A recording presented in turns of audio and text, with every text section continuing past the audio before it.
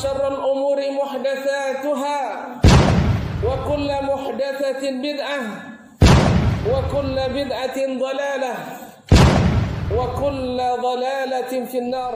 Tentang kunut, sebagian mengatakan bid'ah, sebagian mengatakan bid'ah yang tidak melakukan, ya. Terus mana yang benar katanya? Antum kenapa bingung sih?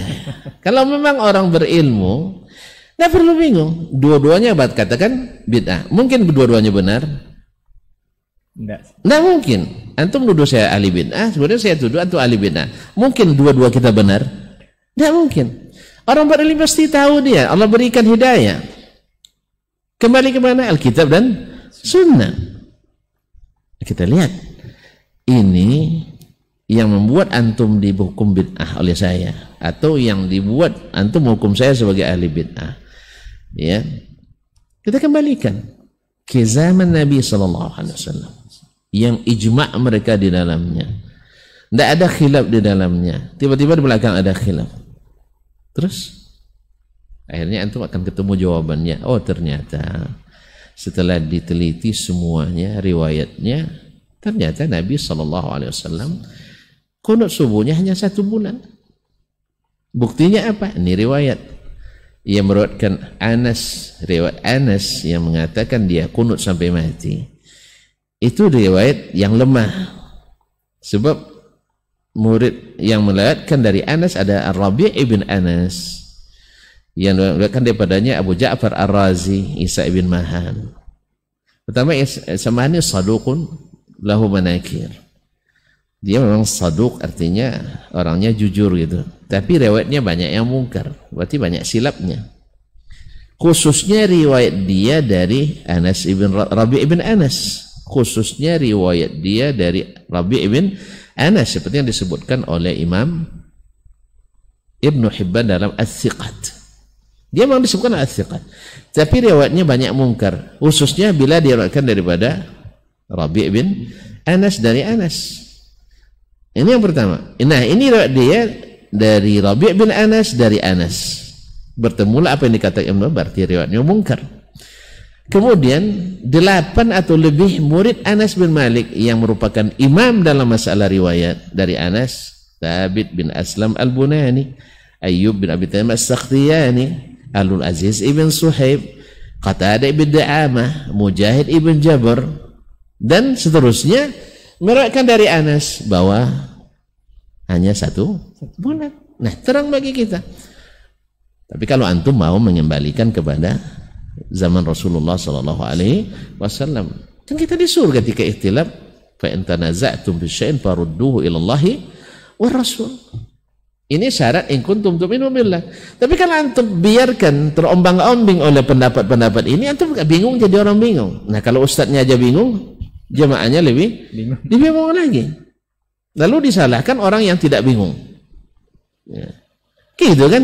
Karena ramai yang bingung, akhirnya yang tidak bingung disalahkan. Enggak, jelas masalahnya. Demikian juga dengan jahar bismillah dan tidak. Walaupun kita katakan bagi yang tetap nak kunut, kunut ajalah. Dan insya Allah kalau imamnya kunut, kalau antum ingin saya kunut juga. Tapi kalau antum biarkan ustaz terserah aja lah nak kunut atau tidak, saya tidak kunut. Paham maksudnya? Ini cara saya menyikapi. Tapi kalau pas saya di masjid itu, kalau tidak kunut nanti setelah sholat tengok semua begini kan, saya kunut tuh. Apalagi selepas itu ceramah pula kan, saya kunut insya Allah, tidak ada masalah. Saya tanyakan ke beberapa guru saya di Madinah, di antaranya Profesor Dr. Anis Tahir al-Indonesi, salah seorang dosen yang alhamdulillah saya sangat dekat dengan beliau. Ya, saya tanyakan gimana sih, kami pulang ke Indonesia, rata-rata masjidnya kunut subuh sudah. Kata beliau, kalau imamnya kunut, anda kunut saja, sebab ia mengikuti atau menyatukan umat itu lebih bagus daripada mempertahankan suatu masalah yang sifatnya khilafiyah. Tidak ada masalah. Cuman ketika saya jadi imam, antum ikut pula lah saya gitu. Masa antum pas saya jadi imam ikut antum juga, pas antum jadi imam saya ikut juga, apalagi hak saya sebagai imam. Kan ini masalahnya kan. Ya, antum jadi imam harus ikut yang kami inginkan. Ini sebenarnya entahlah ya, mungkin ini ijtihad saya pula, bisa salah bisa tidak ya. Ya, saya katakan kita sebagai ustaz nih ya, lalu kita masuk ke suatu masjid, Ya sebagian besar saya tahu tuh, sebagian besar dai atau ulama kita kontemporer mengatakan ikut kebiasaan jemaahnya. Saya dengan hormat saya hargai itu, ikut kebiasaan jemaahnya. Artinya kalau mereka nanti menimbulkan masalah kalau antum tidak kunut saja, itu betul. Cuman hati saya tidak tentram. Sabab keyakinan saya Nabi hanya kunut di nazilah, jelas, dan bukan hanya di subuh. Taib, akhirnya saya menolak, biarlah imam biasa aja lah, jelas, imam asli, imam rawatib, karena memang afdolnya imam rawatib lebih berhak jadi imam, termasuk di waktu Jumat. Ya, kalau yang khatibnya bukan imam di masjid itu, imam aslinya lebih didahulukan. Ini sebagian dikiranya sepaket antara khatib dengan khutbah dengan imam, enggak. Kenapa Nabi dia khatib di imam? Karena dia imam di masjid itu. Dan tidak ada pula imam selain Nabi waktu itu. Tidak ada pula khatib selain Nabi SAW. Demikian juga di masa Khulafaur Rasyidin. Abu Bakar imam, dia khatib. Kemudian datang Umar, dia imam, dia khatib. Dan Utsman imam, dia khatib. Jelas? Di zaman kita kan tidak. Khatib kan bergilir. Iya, sudah bergilir juga bosan juga jemaah. Apalagi kalau itu khatibnya terus. Apalagi baca kitab pula. Ya khatibnya ngantuk pula kan. Akhirnya jemaah ngantuk. Wasi hebat pun khatib hari ini kalau berulang-ulang orang kita pandang mudah bosan, makanya dia khatibnya bergilir. Nah, kalau seandainya dipersilahkan oleh imam, baru. Tapi yang paling berhak tetap imamnya, karena dia imam ratib, kita hanya sebagai khatib, jadi tidak sepaket. Walaupun ini masalah saya yakin juga ada khilafnya.